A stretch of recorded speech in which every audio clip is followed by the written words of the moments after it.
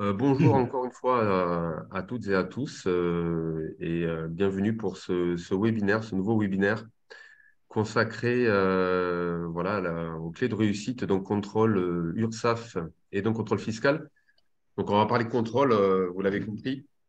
Alors un petit mot de présentation pour ma part. Donc je suis Christophe Maurras, je me rappelle à votre bon souvenir pour ceux qui me connaissent. Je suis en charge de la communication pour une agence économique qui s'appelle Seine-Ouest Entreprises. Donc, notre rôle à nous, c'est de chouchouter les entreprises d'un secteur particulier qui s'appelle Grand Paris Seine-Ouest. Nous avons une offre de service à leur destination, que ce soit la recherche de locaux, l'accompagnement sur la politique RH, le recrutement, la RSE, et également donc, le financement. Donc, on a toute une offre de services dédiée. Et aussi, j'anime ce type de webinaire. On a voilà, des webinaires toujours pareil, qui sont consacrés au thème que je vous ai mentionné tout à l'heure. Vous pouvez les retrouver d'ailleurs sur notre chaîne YouTube si vous voulez vous abonner ou sur notre site internet. Voilà, vous avez tous les replays à votre disposition. Alors, rentrons dans le vif du sujet. Donc, comme je vous l'ai dit, il y a un écho. Sébastien, je vous ai deux fois. Voilà, parfait, merci. Donc, du coup, oui, alors les contrôles. Alors, les contrôles, c'est jamais un moment agréable, évidemment, pour la vie d'une entreprise. Après, cependant, ils sont nécessaires, hein, que ce soit évidemment pour le pays, repérer les fraudes fiscales, ou tout simplement pour l'URSSAF, recouvrer les sommes indûment perçues par les entreprises, par exemple sur des dispositifs d'allègement de cotisation, comme par exemple le dispositif Fillon ou autre. Donc, c'est, on va dire, un thème, évidemment, qu'il faut, en tout cas, les contrôles, c'est une échéance qu'il faut préparer. Et j'ai l'honneur d'accueillir des experts. Alors, sur le même plateau, exceptionnellement, nous avons réussi à avoir à la fois la DGFIP et deux experts de l'URSSAF. Voilà, donc je suis heureux de les retrouver. Alors, je dis exceptionnel parce que c'est une chose rare de les retrouver. Ils ont accepté de venir et on verra que durant l'heure qui suit, que l'approche, évidemment, n'est pas tout à fait pareille, notamment sur l'approche des contrôles. Et c'est ça qui est intéressant, justement, c'est assez passionnant pour en avoir discuté avec eux. Et on va parler de ça, justement, des différentes formes de contrôle et aussi des sujets ouvrant le plus à des redressements, les sujets récurrents qui reviennent souvent. Alors, justement, je vais présenter les experts qui sont avec moi. Alors, côté URSSAF, j'ai la chance d'avoir deux responsables d'inspection.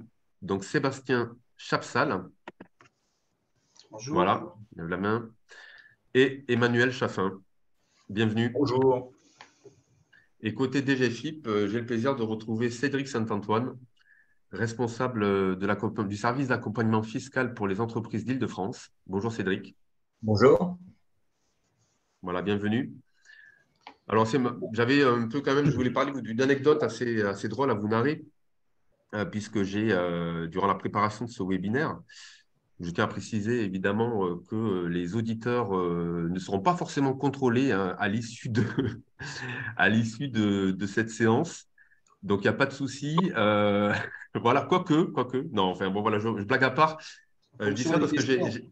en parlant auprès d'une entreprise que je suis, elle m'a répondu quand je lui ai présenté le contenu du webinaire, elle m'a dit, ça fait peur. Ça fait peur. Bah alors, c'est plutôt drôle parce que l'objet justement de ce webinaire, c'est justement, en tout cas l'effet recherché est plutôt l'inverse. C'est justement d'éviter d'être serein justement pour ces contrôles et d'éviter d'avoir peur. Alors bon, justement, je vais poser la question aux protagonistes. Est-ce qu'il faut avoir peur justement des contrôles? Alors je ne sais pas si Emmanuel, Sébastien ou Cédric qui veut prendre la parole en premier. Bon, je vais attaquer. Alors, sur le principe, il ne faut pas avoir peur du contrôle, en ce sens où ça fait partie de la vie de l'entreprise, au même titre que certaines entreprises sont contrôlées par la commission bancaire, sont contrôlées par toutes sortes d'organismes de contrôle, par des commissaires aux comptes, etc. Donc, à ce titre-là, le contrôle URSSAF, et Cédric me contredira peut-être pour le fiscal, mais fait partie de ces contrôles qui sont un événement classique dans la vie d'entreprise. Là où le contrôle peut faire peur, c'est si effectivement il n'est pas préparé correctement, si l'entreprise ne répond pas aux demandes de l'inspecteur et si l'inspecteur ne peut pas mener son contrôle correctement. Et là, effectivement, ça peut se compliquer. Mais il faut savoir que, en tout cas, en ce qui concerne l'URSSAF, les contrôles comptables d'assiette, donc qui sont les contrôles classiques pour lesquels on envoie un avis de passage, on en reparlera après, ces contrôles-là, dans 80 ou 90% des cas, se passent absolument très bien. Alors, n'oublions pas que tu as noté 80% des cas, ça se passe très bien. D'ailleurs, alors, non seulement ça se passe toujours très bien, mais on a l'idée d'un contrôle, un contrôle comptable d'assiette, effectivement, qui fait partie intégrante de la vie de l'entreprise à échéance régulière, qui peuvent donner lieu parfois à des petites régularisations débitrices, des régularisations un peu plus importantes, effectivement, s'il y a des paramètres qui ne sont pas bien gérés par l'entreprise, mais aussi à des restitutions. Et ça, c'est une donnée dans l'image des contrôles qui n'est pas souvent mise en avant, mais bon nombre de contrôles comptables d'assiette peuvent donner lieu à une restitution et donc à un remboursement auprès de l'employeur. oui, et d'ailleurs, il s'est bien de noter qu'il s'agit plus d'un remboursement, même si évidemment, des fois, ça fait des sommes qui sont indûment perçues, peuvent être lourdes si ça intervient beaucoup d'années après. Mais tout de moins, il n'y a pas forcément, on va dire, d'indemnité derrière ou un préjudice qui pourra alourdir, sauf dans des cas exceptionnels, la vie d'entreprise. C'est ça, c'est-à-dire qu'en fait, le chiffrage qui va être éventuellement produit à l'issue du contrôle, ça n'est pas une sanction, c'est juste une remise en l'état de ce qui aurait dû être fait par l'entreprise sur les années contrôlées. Donc ça va en plus, ça va en moins, ou ça va sans chiffrage parce que l'entreprise a fait les choses correctement. Ce qui est plus rare ces dernières années parce que la législation est beaucoup plus complexe et plus mouvante, mais qui arrive encore assez régulièrement. On va en parler tout à l'heure. Cédric, ton point de vue? Alors moi, je dirais que ceux qui auront le plus peur du contrôle sont ceux qui se prépareront le mieux et peut-être même ceux qui ont le moins de choses à se reprocher. Mais après, il ne faut pas que la peur du contrôle paralyse. Il faut effectivement savoir que ça peut arriver, alors peut-être un peu moins fréquemment en fiscalité qu'au niveau du contrôle URSSAF. Et puis, il faut surtout savoir que dans le contrôle, il y a des garanties, des droits accordés aux contribuables qui vérifient. Et puis, on rentre déjà peut-être un petit peu de plein pied dans le but de ce qu'on voulait dire ce matin, c'est que le contrôle, il se prépare indépendamment de sa survenance ou pas. Par exemple, en fiscalité, il y a beaucoup de dispositifs d'allègement. Je ne vais pas tous les citer. Je veux dire, le Code général des impôts contient plus de dispositifs d'allègement que de dispositifs qui majorent les impôts dus. Donc, évidemment, lorsque l'on se place dans un dispositif d'allègement, il faut se ménager des preuves que l'on répond aux conditions. Donc, si on anticipe et que l'on prépare, sachant qu'en plus, on a des droits lors de la procédure, il n'y a absolument aucune raison d'avoir peur de subir un contrôle. Très bien. Justement, ce qui nous amène un peu à la première question, en tout cas la première problématique posée sur ce contenu de webinaire. Qui choisit justement les entreprises qui seront contrôlées et pour quelles raisons alors finalement? Alors, Emmanuel ou Sébastien, côté URSSAF. Alors, au niveau de... On peut peut-être afficher le... Oui, tout à fait. Au niveau de l'URSSAF, peuvent être contrôlées toutes les personnes qui cotisent à l'URSSAF à un titre ou à un autre. C'est-à-dire bien évidemment les employeurs, mais aussi les personnes physiques qui sont immatriculées comme travailleurs indépendants, Et d'une façon générale, donc toutes les personnes qui, effectivement, vont cotiser à l'URSSAF. Il y a aussi un certain nombre de contributions spécifiques qui sont recouvrées par l'URSSAF et pour lesquelles l'URSSAF a une délégation de contrôle. Mais ça, je pense que ça concerne que des entreprises très, très spécifiques, des domaines d'activité très particuliers. Donc, je ne m'étendrai pas dessus ce matin.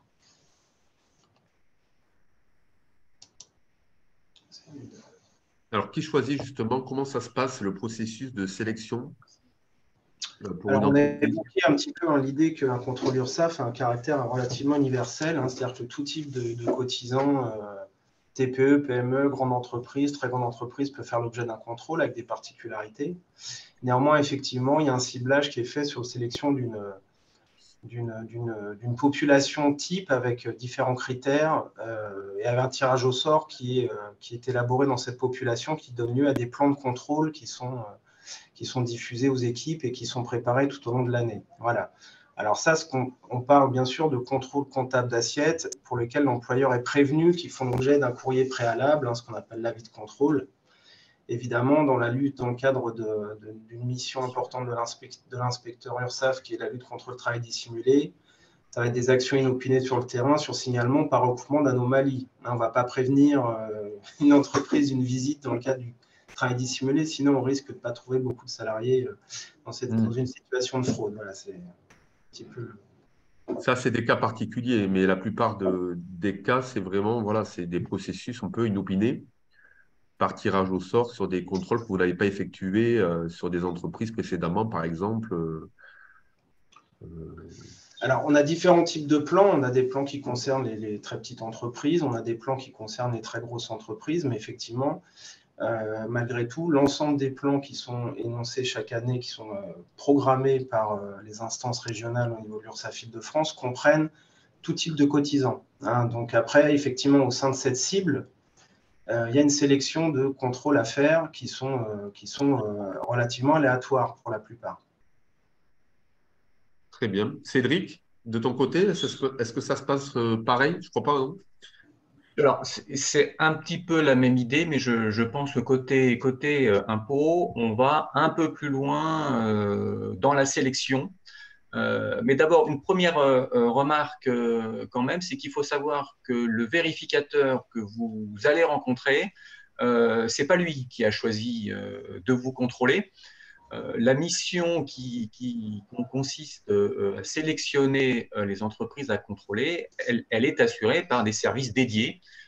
Et ces services dédiés qui mettent en œuvre un certain nombre de méthodes pour assurer les trois finalités du contrôle, c'est à la fois un aspect répressif. Incontestablement, le premier objectif du contrôle, c'est de lutter contre la fraude, mais également assurer un rendement financier en contrôlant peut-être un petit peu plus souvent les plus grandes entreprises que les plus petites, et tout en assurant aussi une présence sur la totalité du tissu, que ce soit par taille ou par secteur, donc pour assurer une finalité plus dissuasive. Donc, ce sont ces services-là qui doivent s'assurer au plan global que toutes ces finalités sont effectivement couvertes par la programmation.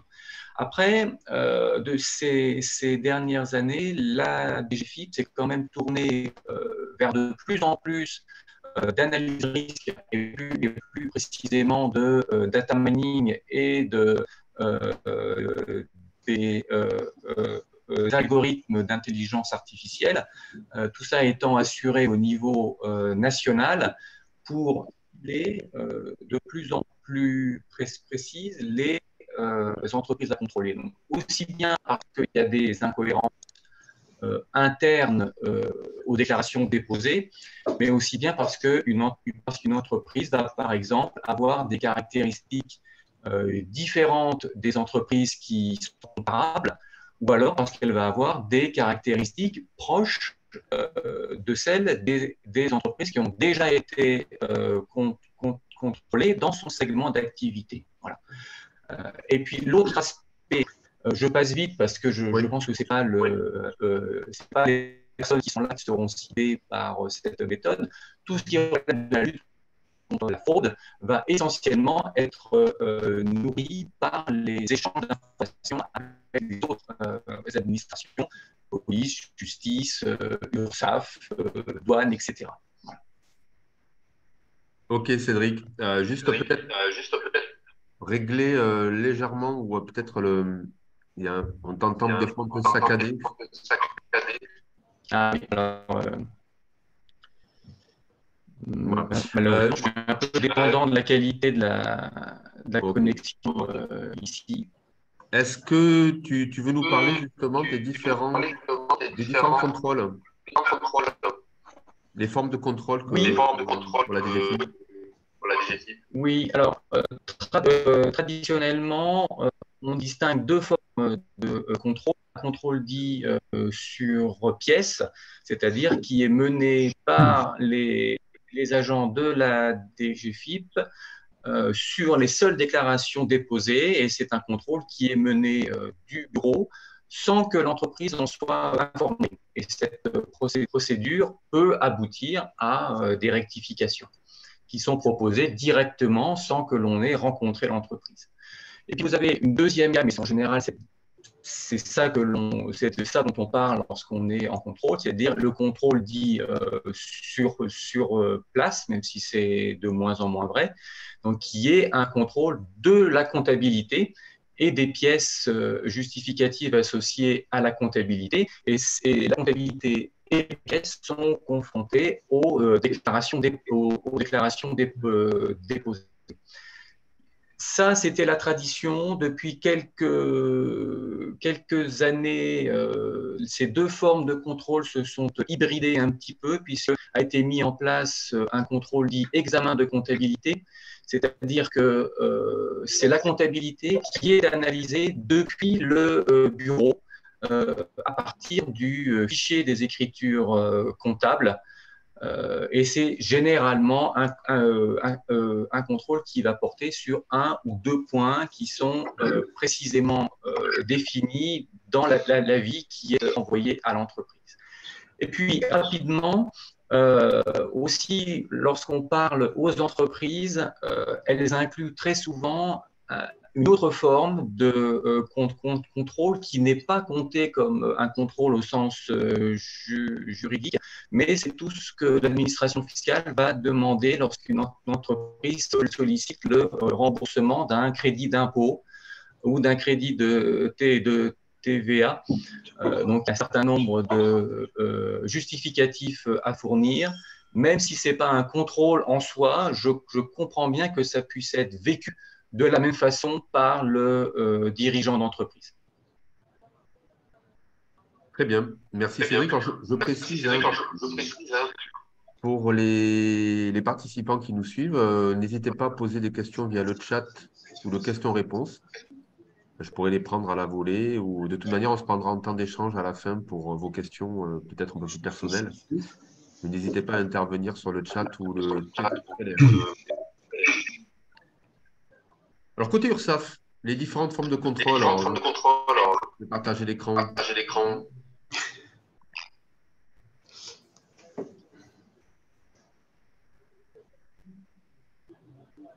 Voilà. Donc, côté URSSAF, globalement, on a traditionnellement trois formes de contrôle. Le plus connu et celui, je pense, qui est l'objet de toutes les interrogations actuellement, c'est le contrôle sur place, ce qu'on appelle le contrôle comptable d'assiette sur place, qui se déroule donc dans les locaux de l'entreprise par un inspecteur qui va se déplacer au sein de l'entreprise et qui va effectivement demander tous les documents de paye, tous les documents comptables, les pièces justificatives, des écritures comptables, les pièces justificatives de tous les dispositifs de réduction que l'entreprise aura pu appliquer, etc. Depuis quelques années, nous avons aussi mis en place ce qu'on appelle un contrôle partiel d'assiette sur pièce, donc le CPAP, qui lui se déroule à distance. Donc c'est pour des petites entreprises et sur des thématiques pas trop complexes. Dans ces cas-là, on va demander à l'entreprise de nous envoyer les pièces et le contrôle se déroulera par un contrôleur dans les locaux de l'URSSAF. En parallèle de ça, on a, dans le cadre de la lutte contre la fraude, comme on l'a déjà évoqué tout à l'heure, les contrôles inopinés qui sont réalisés par des inspecteurs qui vont se déplacer et constater sur place le travail de personnes non déclarées. À ces dispositifs, je dirais, traditionnels, s'est ajouté ces dernières années, depuis un an ou deux, la possibilité pour les entreprises de demander un contrôle de façon à anticiper les éventuelles difficultés qu'elles pourraient avoir dans la mise en œuvre de la législation, et surtout ce qu'on appelle la visite conseil, c'est-à-dire que c'est un dispositif qui permet à l'entreprise de demander à l'URSSAF de venir faire un audit, en fait. Donc, à l'issue de cet audit, l'URSSAF ne chiffrera pas les éventuelles irrégularités constatées. Mais par contre, aidera l'entreprise à s'approprier la réglementation et à la mettre en œuvre. Alors, ce dispositif n'est pas ouvert à toutes les entreprises. Aujourd'hui, il est réservé aux entreprises de moins de 11 salariés ayant réalisé leur première embauche dans les 18 mois qui précèdent. Et est-ce qu'il est souvent, est-ce que ça se fait souvent, ça, ce mode d'anticipation? Ou est-ce que c'est assez connu? Alors actuellement, non, parce que c'est un dispositif qui est très récent. Ça a été mis en place il y a 1 an, 2 ans. D'accord. Donc, on est en train de faire des campagnes de communication justement sur ce sujet pour inciter les entreprises à le faire. L'idée, c'est de leur permettre, en début d'activité, de se mettre d'entrée de jeu dans les bonnes pratiques pour éviter derrière d'avoir des rappels de cotisation 3 ans après ou 4 ans après, qui, en termes de trésorerie, peuvent être difficiles à gérer. Voilà. Sachant que s'il y a un doute, vous préconisez effectivement de recourir à cette procédure. À partir du moment où l'entreprise rentre dans le dispositif, oui, bien sûr, bien sûr. Sachant qu'on ne l'a pas dit tout à l'heure, mais une des fonctions quand même du contrôle, c'est aussi de garantir le financement de la sécurité sociale et également une juste concurrence entre les entreprises. C'est-à-dire que il ne faut pas qu'il y ait un décalage entre des entreprises qui payent correctement tout ce qu'elles doivent et puis les entreprises qui ne le feraient pas, et ce qui créerait une concurrence déloyale. Donc, c'est aussi notre fonction de faire ça. Si on peut le faire par la prévention en permettant aux entreprises de se mettre directement dans les bonnes pratiques, plutôt que par la répression en passant 3 ans ou 4 ans après, c'est mieux. Alors, la procédure, en fait, un type de contrôle, comment ça se passe réellement? Je crois que c'est un recommandé qui est envoyé peut-être 15 jours avant. Comment ça se passe en pratique? Oui, l'entreprise est avisée par l'envoi d'un avis de contrôle en lettre recommandée. Si elle est touchée directement, effectivement, le contrôle est programmé dans un délai minimal de 30 jours. Donc, en général, l'inspecteur prévoit 35 à 40 jours pour que l'entreprise puisse se préparer convenablement. L'avis de contrôle précise l'ensemble des documents juridiques, sociaux et comptables que l'employeur doit produire au moins au début des opérations de contrôle. Voilà, ce qui n'empêche pas l'inspecteur de demander après, en fonction des investigations et des échanges avec l'employeur, différents documents complémentaires qui n'auraient pas été préparés au début des opérations. Voilà. À l'issue de ces vérifications, donc qu'elles soient dans les locaux de l'entreprise, échelonnées sur un ou plusieurs rendez-vous, ou à distance dans le cadre du contrôle sur pièce, une lettre d'observation est adressée à l'employeur, toujours par lettre recommandée. Et à l'issue de la réception de cette lettre d'observation, s'ouvre une période contradictoire d'une 30aine de jours qui peut être prorogée une première fois, donc un délai de 60 jours pour que l'employeur puisse apporter ses observations éventuelles, étudier les régularisations qui sont proposées par l'inspecteur et apporter une réponse. Et l'organisme répond obligatoirement à une contestation de l'employeur, du moins une réponse aux observations de l'employeur. Voilà. Ce pas des courriers qui peuvent rester sans réponse. D'accord. Et donc oui, c'est bien de préciser qu'on peut contester effectivement après sûr. contrôle. La Voilà, période après s'ensuit une contradictoire. discussion. Et alors, du coup, qu'est-ce que vous préconisez, vous, pour les entreprises qui nous suivent? Comment on pourrait se préparer? Est-ce qu'il y a des choses qu'on peut anticiper? Ça peut être des choses, en fait, fondamentales, mais auxquelles on ne pense pas forcément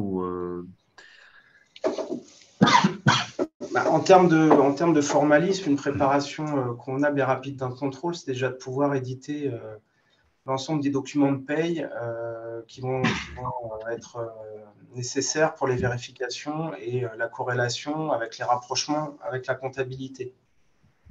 C'est-à-dire qu'en fait, l'inspecteur demande un certain nombre d'états de paye, de livres de paye annuels, etc. Et effectivement, ça, ce sont souvent des documents qui sont… les employeurs ont un petit peu mal à comprendre en fait l'approche de ces documents et on a souvent tendance à redemander des éditions parce que ça ne convient pas en termes d'analyse. Donc, on peut gagner du temps sur vraiment une approche de préparation au niveau des livres de paye. Après, en termes de l'anticipation, là, on parle de l'anticipation en termes de préparation du contrôle, hein, Christophe. Oui, tout à fait. Ouais. Voilà, bon, ça, c'est déjà… Le fond de l'avis de contrôle énonce l'ensemble des documents. Au niveau des documents juridiques, les cabinets comptables, de toute façon, sont très préparés à ce type de contrôle. C'est vrai que sur la paye, il peut y avoir une approche où il peut souvent y avoir des confusions sur ce qui est demandé par l'inspecteur. Hein. Par exemple, les bulletins de paye simplifiés, ça ne sert pas à grand-chose pour un contrôle. Ce n'est pas la peine de les préparer en PDF sur 1000 PDF sur une clé USB, ça ne va pas servir à grand-chose. Par contre, un livre de paye annuel ou un état de charge annuel, c'est 2 documents. Et voilà, au niveau du temps de préparation, c'est largement inférieur et c'est beaucoup plus efficace pour un contrôle. Après, pour l'aspect comptable, l'URSSAF Île-de-France, désormais, travaille essentiellement sur le fichier FEC. Donc, inutile pour les employeurs, enfin inutile. Du moins, auparavant, c'était davantage sur des grands livres tirés en PDF, avec ensuite une préanalyse de l'inspecteur avec une demande de documents à l'issue de cette analyse. Aujourd'hui, le fichier FEC, normalement, peut suffire à l'analyse comptable, avec bien sûr tout ce qui est document annuel, IAS fiscal, etc. Voilà.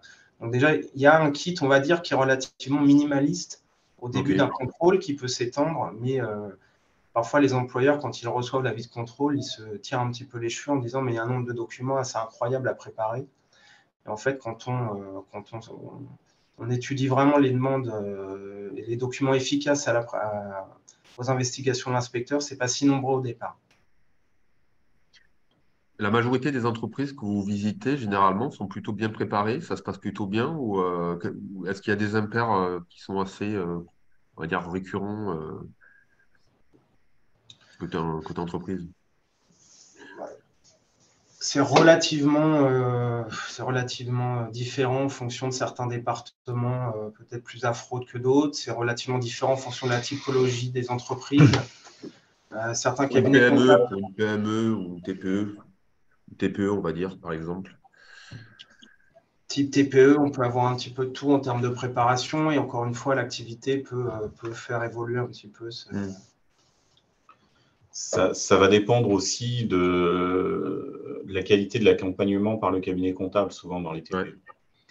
Je dirais que jusqu'à 2020, lorsqu'il y avait un accompagnement par un cabinet comptable, 9 fois sur 10, on avait vraiment très peu de soucis sur les pièces. Depuis la pandémie et puis la suspension de contrôle qu'il y a eu, et puis les reprises partielles, progressives, etc., on a le sentiment qu'il y a une vraie désorganisation au sein des entreprises qui ont beaucoup plus de difficultés à nous présenter les pièces demandées.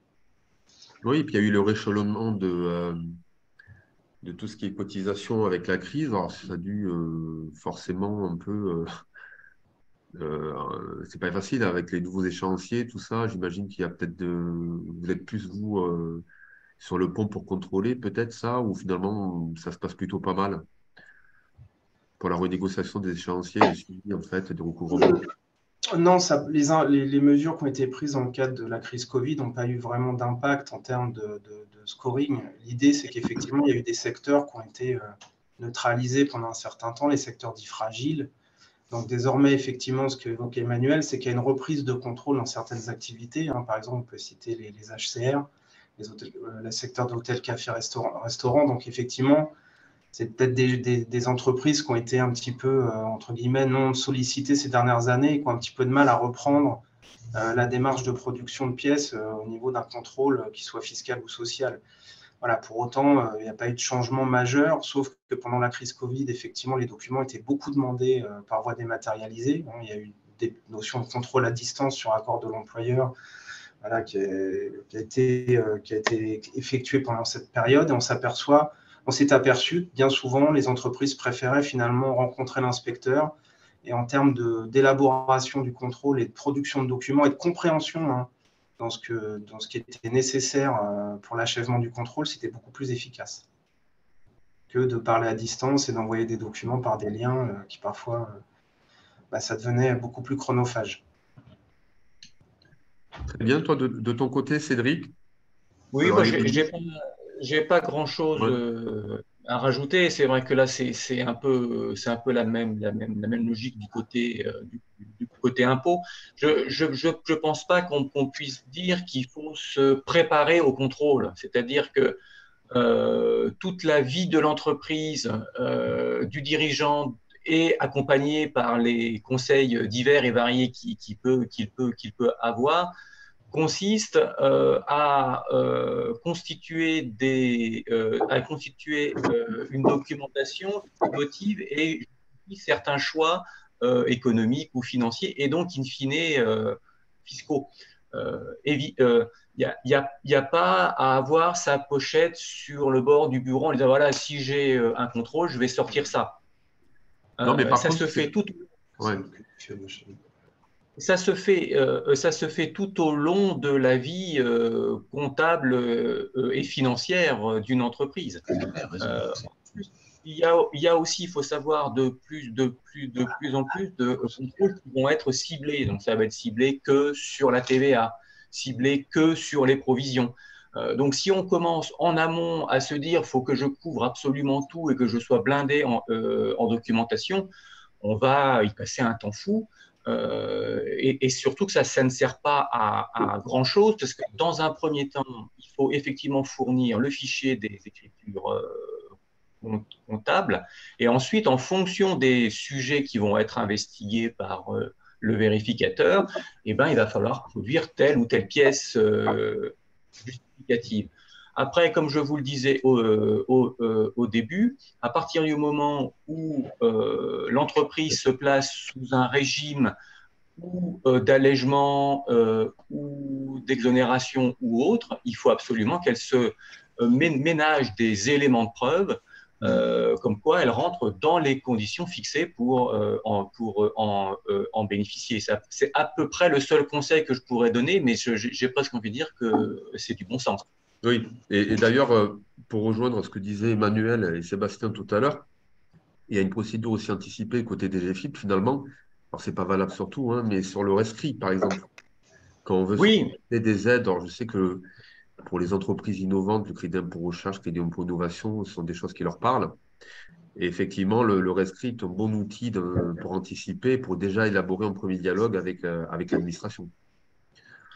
c'est un bon outil en quelques mots pour ceux qui ne connaissent peut-être pas ce dispositif.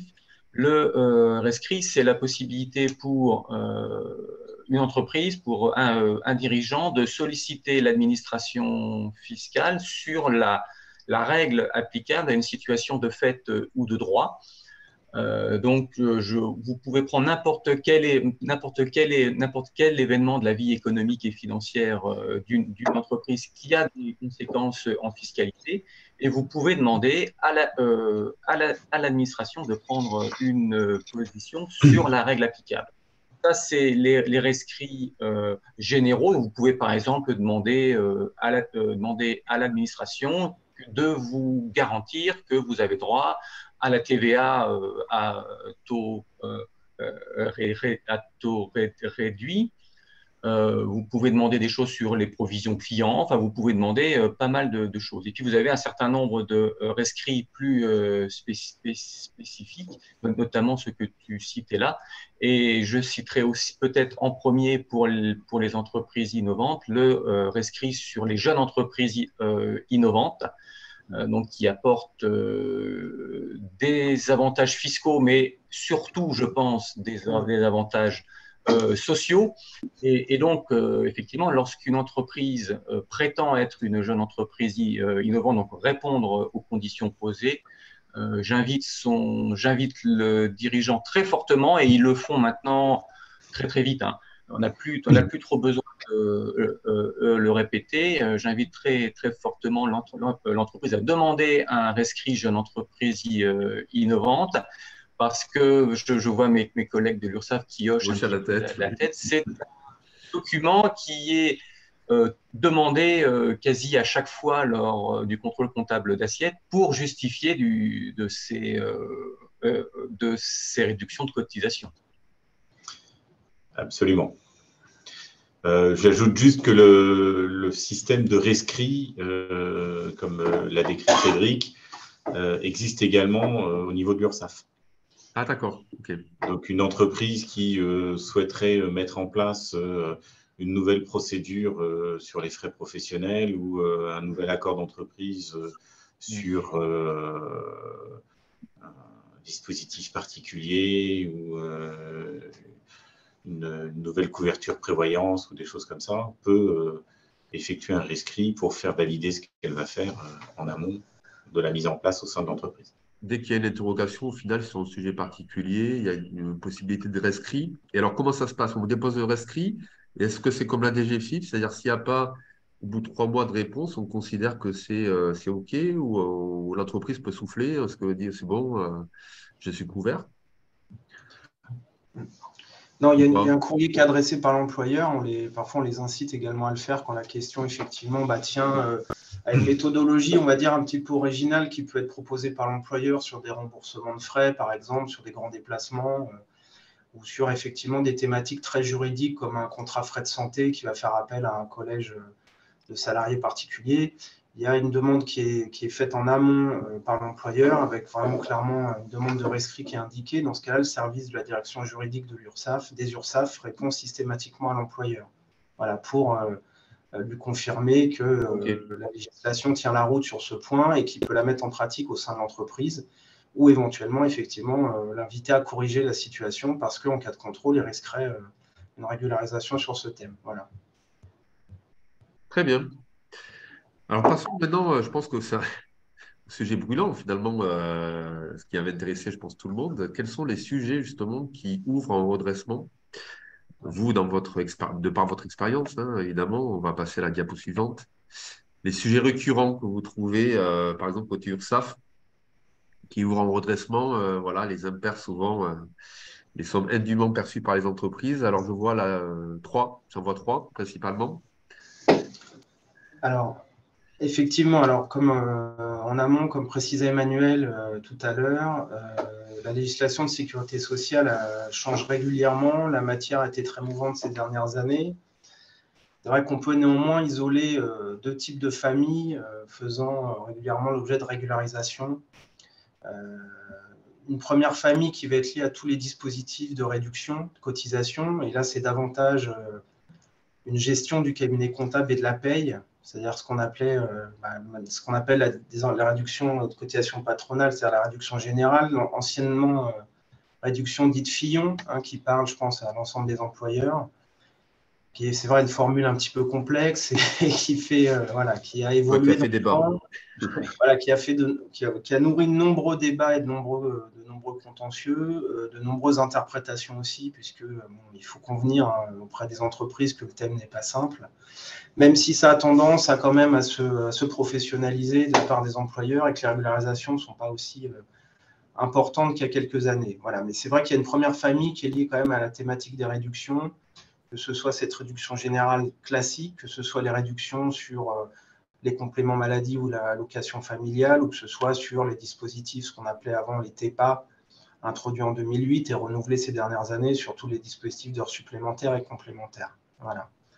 Après, je dirais qu'il y a une deuxième famille qui est davantage l'analyse de l'inspecteur dans le cadre de la comptabilité, qui est l'engagement des dépenses de l'entreprise. Ça va être les législations définies par les arrêtés du 5 et du 20 décembre 2002, à savoir la famille des frais professionnels et des avantages en nature. Alors, frais professionnels, est-ce que l'ensemble des dépenses engagées par l'employeur et constatées en comptabilité et justifiées pendant un contrôle représente un caractère professionnel et qu'il n'y a pas, on va dire, un petit glissement sur l'engagement personnel, ou dans le cas d'un avantage en nature, est-ce qu'il n'y a pas omission d'évaluer au brut une mise à disposition d'un véhicule, ce qui représente un vrai avantage, ou d'un logement. Voilà, c'est souvent des thématiques qui sont vérifiées et qui sont deux familles quand même clairement distinctes entre ce qui est engagé, choisi par l'employeur en termes de politique, de frais ou d'avantages, et une thématique un peu plus liée à la paye, à la gestion de la paye. J'ajouterais juste en petit complément, on parlait tout à l'heure de justificatifs à préparer dans le cadre du contrôle. Donc Cédric avait dit sur tout ce qui est dispositif de réduction, etc., il faut évidemment garder les justificatifs. La façon dont on a appliqué ces dispositifs et le fait que l'entreprise rentrait bien dans les conditions du dispositif, sur tout ce qui va être frais et avantages en nature, nous, on invite l'employeur très fortement, au moment où il engage ses dépenses, au moment où il fournit un avantage en nature, à bien conserver tous les justificatifs de la façon dont il a engagé ses dépenses et dont il a calculé les avantages en nature.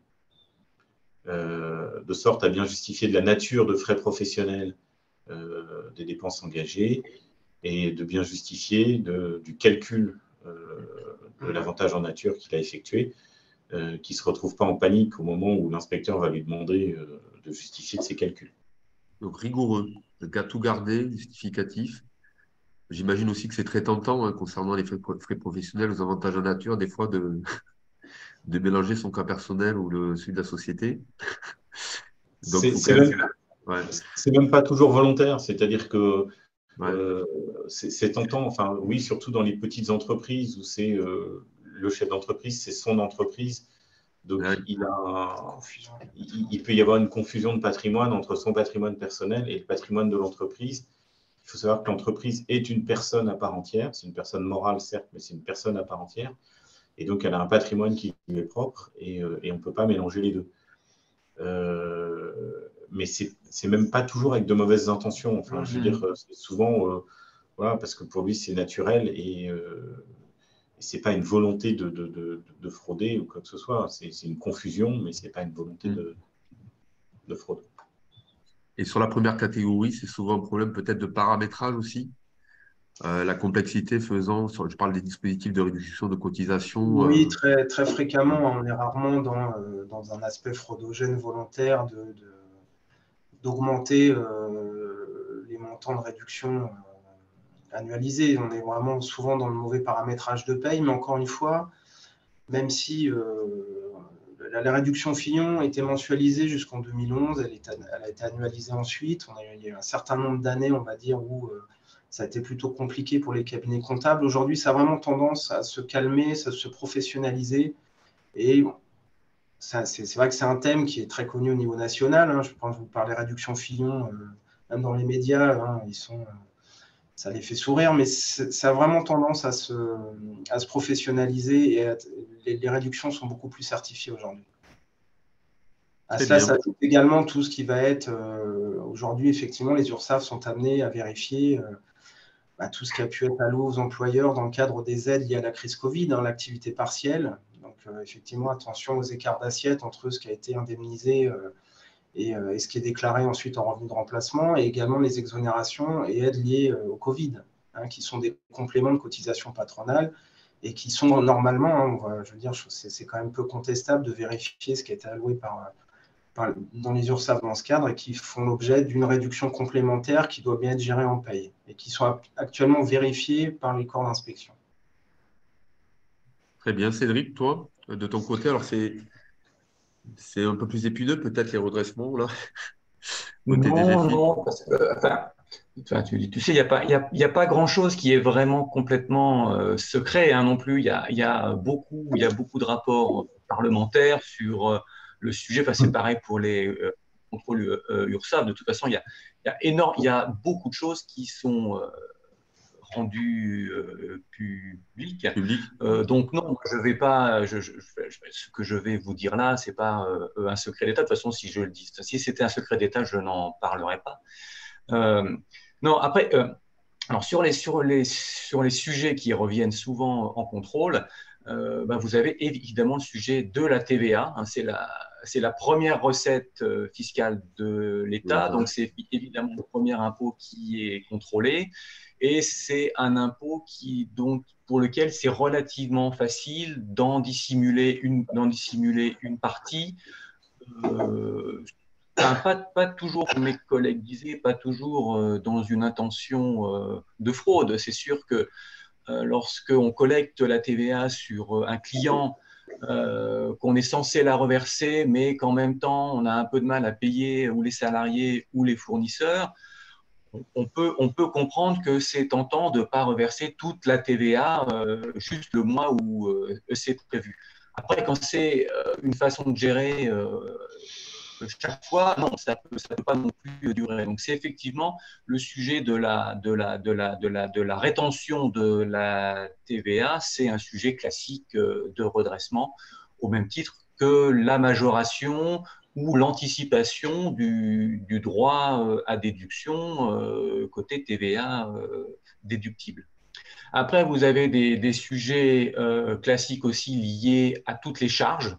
Voilà, en gros, hein, tout ce qui sert à réduire un bénéfice ça peut aussi être tenté de le majorer. Donc, évidemment, on va retomber sur les problématiques de charges personnelles passer dans les comptes de la société. Alors là, on n'est pas tout le temps dans une erreur. Hein. Là, ça peut être vraiment un choix de faire porter à la société une partie de son train de vie. Donc ça, c'est évidemment pas accepté. Après, il y a aussi des charges calculées qu'on appelle du type des provisions qui sont aussi un motif de contrôle et de redressement. Et puis, vous avez aussi tout ce qui relève de la minoration du chiffre d'affaires encaissé. Ça, évidemment, moins on déclare, moins on risque de payer, hein, ça c'est sûr. Et puis, pour aller jusqu'au bout de cette logique-là, mais je pense que les personnes qui sont là ce matin ne sont évidemment pas visées, et ben, c'est tous ceux qui ne déclarent pas du tout, hein, ce qu'on appelle la défaillance déclarative. Donc évidemment, si on ne déclare rien, c'est beaucoup plus simple. Donc voilà, toute la taxation des défaillances est un grand champ de l'activité des services de contrôle. Et surtout, comme tu le disais, en plus, vous êtes très outillé aujourd'hui au niveau de la DGFiP. Donc, ça se voit avec Oui, l'intelligence artificielle de plus en plus. Vous êtes rodé pour ça maintenant. on non plus, évidemment, dès que les sommes sont encaissées sur des comptes à l'étranger, etc. Enfin, il y a toujours moyen. Enfin, celui qui veut vraiment frauder et pour lequel c'est comme ça qu'il compte gérer sa vie et son entreprise, on est toujours en train de courir derrière le fraudeur. Mais tout le contrôle ne consiste pas à réprimer de la fraude. Hein, voilà. Il y a aussi tout un champ qui est un contrôle de la régularité plus que de la lutte contre la fraude. Alors maintenant, le droit à l'erreur. Le droit à l'erreur, dans tout ça, c'est vrai qu'on a vu avec la loi ESSOC. J'ai un écho. Tout ce qui s'est passé aujourd'hui au niveau des rapprochements des administrations auprès des entreprises. D'ailleurs, Cédric, toi, tu es à la tête de service justement qui aujourd'hui permet de t'adresser aux entreprises. Oui. Régulièrement, en tout cas, les entreprises peuvent te saisir, tu conseilles les entreprises. Justement, tu constates qu'il y a eu des progrès là depuis 2-3 ans sur le rapprochement de l'administration fiscale avec les entreprises. Alors, si on parle du droit à l'erreur en général, hein, puisque c'est effectivement comme ça qui a surtout été connue la loi ESSOC de 2018.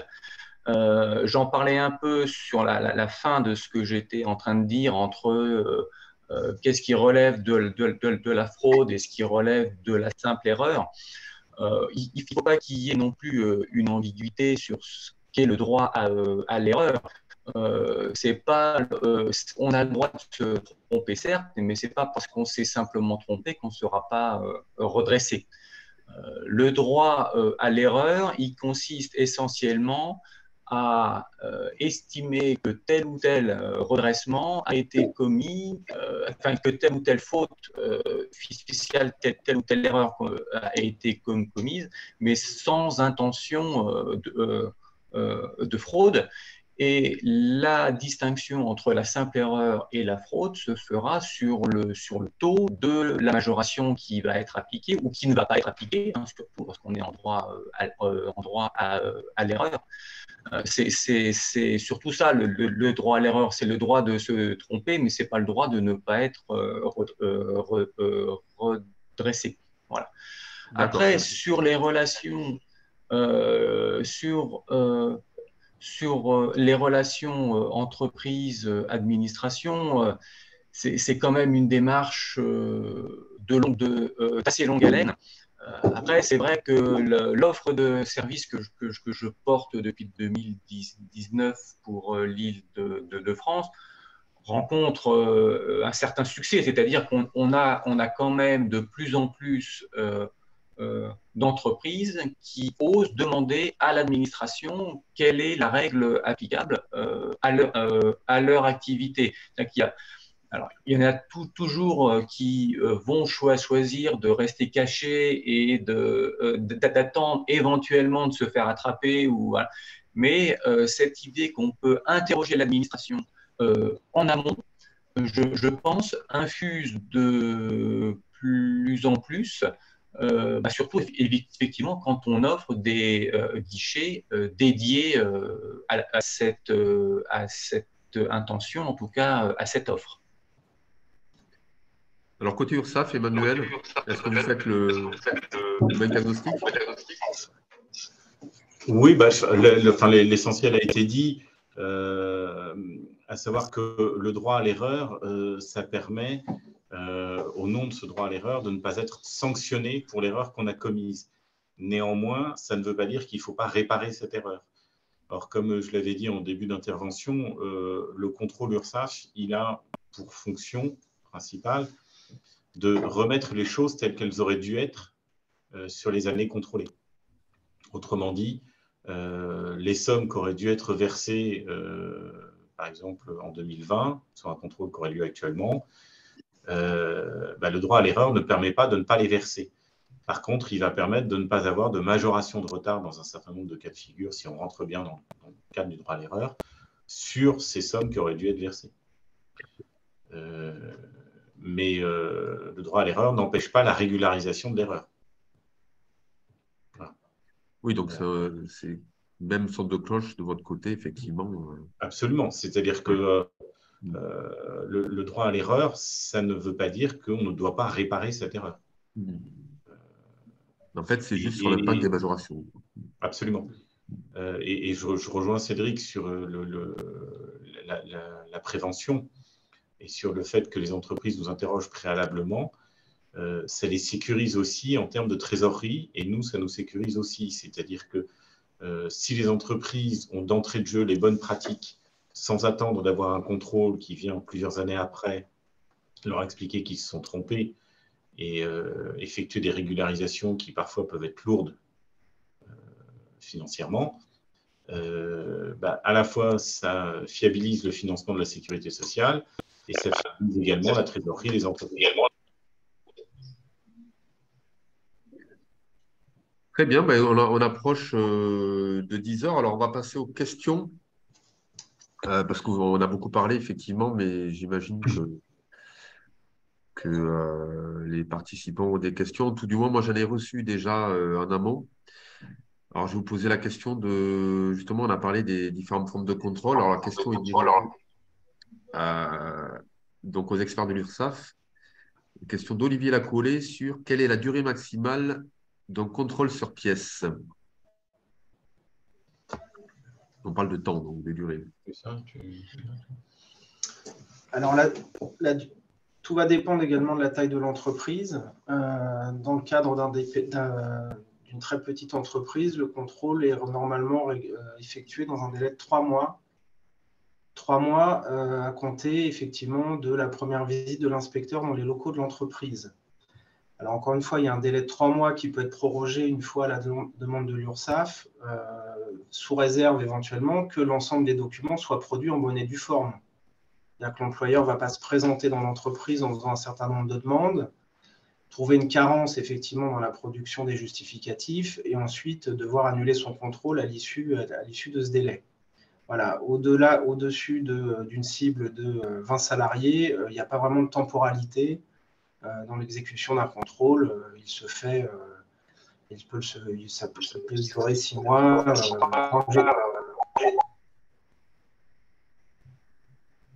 Je n'ai pas entendu, pardon, Christophe. Non, je n'ai rien dit, mais il y a eu comme une coupure. Après, juste pour compléter ça, là, on parle d'amplitude de contrôle, c'est-à-dire de la durée entre la première visite, le début effectif du contrôle et l'envoi de la lettre d'observation. Mais ça ne veut pas dire qu'on va être tous les jours dans l'entreprise pendant cette durée-là. Après, la durée d'un contrôle est variable logiquement en fonction de la taille de l'entreprise. Pour nos inspecteurs qui interviennent sur les grandes et très grandes entreprises, ça va bien occuper l'année, mais pas tous les jours. Sur un contrôle d'une très petite entreprise ou d'une PME, normalement, les opérations dans le cadre d'une entreprise citoyenne se font relativement rapidement. Encore une fois, tout dépend aussi de la préparation des documents et de la mise à disposition de ceux-ci auprès des équipes. Mais un contrôle d'une TPE avec un cabinet comptable qui prépare bien les documents peut se faire en une journée de vérification sur place de l'inspecteur. En contrôle partiel, lorsque l'entreprise est invitée à adresser les documents, là la temporalité peut être encore plus courte, hein, même si l'employeur n'a pas de retour immédiat, puisque l'échéance de restitution d'envoi de la lettre d'observation est précisée en amont. Ok. Est-ce que ça répond à votre question, Olivier? Vous pouvez nous dire par chat. Hein, Alors, je ne sais pas sur l'ensemble des… qu'on a vu là, il y a des questions. Je peux donner la parole aussi si vous souhaitez. Alors, Karine Sabatier m'avait aussi posé une question en amont, enfin plusieurs questions. Je vais… alors, je la lis. Certaines sociétés cotisent à la sécurité sociale des indépendants, SSI donc, et également à l'URSSAF pour les cotisations de leurs salariés. Dans ce cas précis, quelle attestation de vigilance doit être collectée par le donneur d'ordre auprès du sous-traitant? L'attestation de vigilance URSSAF uniquement ou les deux attestations? Il y a beaucoup d'échos, Christophe, mais je crois comprendre. C'est une personne qui s'interroge sur le fait de demander une attestation de vigilance dans le cadre effectivement d'une vérification classique. Mais alors tout va dépendre de la facturation qui est émise par le sous-traitant. Si on est dans le cadre d'une personne morale, SARL ou SAS, employeur, l'attestation de vigilance de la personne morale est nécessaire aux vérifications ultérieures. Après, si on est dans le cadre d'une personne physique qui facturerait, par exemple, un entrepreneur de bâtiment qui travaille en nom propre et qui a un compte gérant majoritaire, employeur de personnel salarié, il conviendrait effectivement de s'assurer des attestations SSI au moins d'affiliation pour le dirigeant TNS, parce qu'il n'est pas forcément évident en termes de temporalité d'avoir la même attestation pour les emplois de salariés, et qu'on viendra également de produire l'attestation de vigilance de son compte employeur. Mais dans le cas de figure d'une SARL qui facturerait avec des salariés, seule l'attestation de vigilance de la société est requise dans le cadre du contrôle. Ok, alors je suis désolé, il y a beaucoup d'échos, je ne l'explique pas de chaque côté. Est-ce qu'il y a un téléphone peut-être qui serait relié? Ça m'est jamais arrivé encore, mais je ne sais pas. Alors, je précise en complément que ça ne veut pas dire qu'on pourrait relever une anomalie dans le cadre de la déclaration de revenus d'un gérant majoritaire. Alors, dans la suite, j'ai une autre question, toujours de Karine Sabatier. En cas de contrôle, quel document est systématiquement exigé du donneur d'ordre?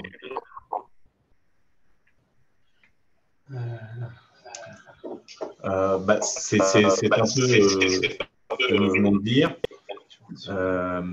à savoir que le donneur d'ordre doit récupérer auprès de ses sous-traitants ce qu'on appelle une attestation de vigilance de moins de 6 mois. Attestation qui va justement attester du fait que le donneur d'ordre, enfin le sous-traitant, pardon, est régulièrement immatriculé et qui précise également la masse salariale déclarée par ce donneur d'ordre, par ce sous-traitant. Ce qui permet au donneur d'ordre de faire quelques vérifications de cohérence. À savoir que s'il a confié un travail dont il sait que ça représente 4 jours hommes et qu'il voit que la masse salariale déclarée, c'est maximum une personne, le donneur d'ordre ne pourra pas dire je ne pouvais pas savoir. Ouais. Voilà, il peut s'interroger sur sa relation commerciale si l'attestation n'est pas en adéquation avec le travail qui est constaté sur le terrain. Voilà, donc attention aussi, le simple formalisme n'est pas forcément suffisant. Mais en tout cas, effectivement, attestation de vigilance, facturation, éventuellement contrat de sous-traitance mis à disposition des équipes. Voilà.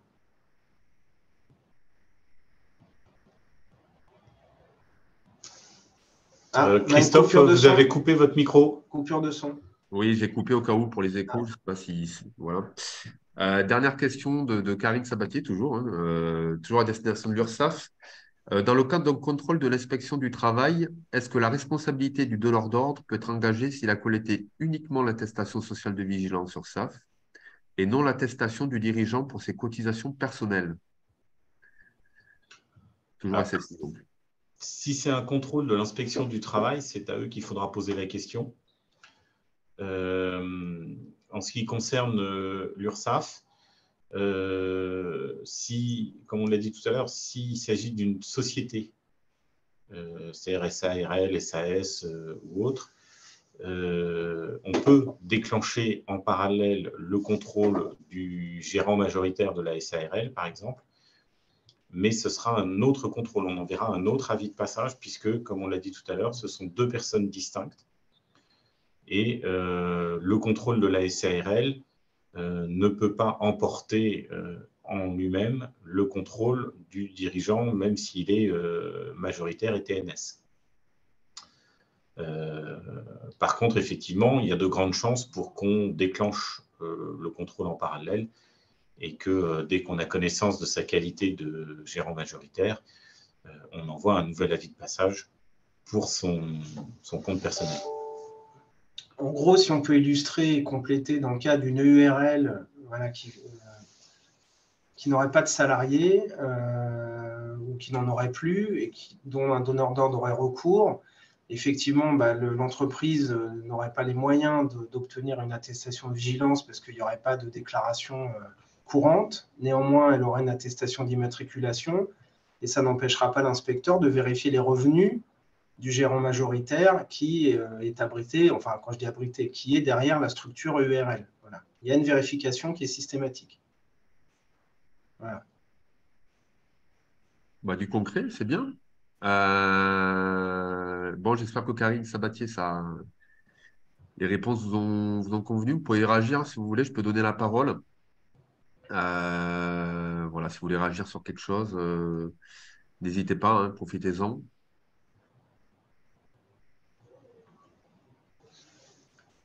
Après, on peut toujours compléter la problématique et nous la formuler par mail, hein, s'il y a vraiment un cas particulier, on peut être relais. Alors, Karine Sabatier va réagir justement. Je vais donner la même. Oui, bonjour et merci pour vos réponses. Je ne sais pas si vous m'entendez. Oui, bonjour. Oui, très bien. Parfaitement. Merci pour vos réponses. Effectivement, c'était des cas assez concrets parce que dans le cadre de effectivement, notre société, on accompagne des donneurs d'ordre à gérer leurs risques et leurs obligations de vigilance. Effectivement, on a de plus en plus de donneurs d'ordre qui nous mettent en exigence sur la double collecte de l'URSSAF et de l'attestation du dirigeant. Et c'est vrai que du coup, c'est un peu dur d'entre eux. Qu'est-ce qu'il faut qu'on fasse? Et finalement, qu'est-ce qui est bien de faire et qui est idéal dans un monde parfait? Et finalement, sur la réalité du terrain, qu'est-ce qui est possible de faire pour minimiser les risques de part et d'autre? Donc merci pour vos réponses. Et merci pour votre réaction. Vous n'hésitez pas, le cas échéant, à revenir vers nous via Christophe Moras pour s'il y a des compléments sur vraiment un cas particulier. Super, merci beaucoup.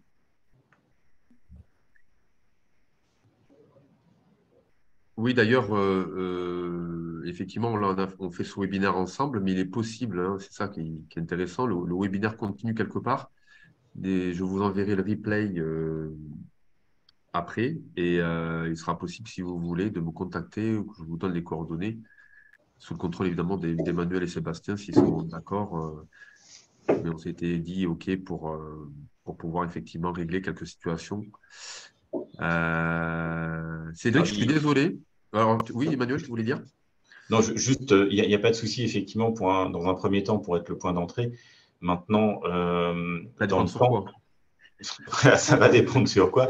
Et puis surtout, dans le temps, ce que nous ferons très certainement, c'est que on trouvera le bon interlocuteur et on fournira à Karine, si c'est Karine, ou à quelqu'un d'autre, si c'est quelqu'un d'autre, mais on fournira le bon interlocuteur parce que nous ne serons très certainement pas le bon interlocuteur pour la plupart des questions qui seront posées. Donc,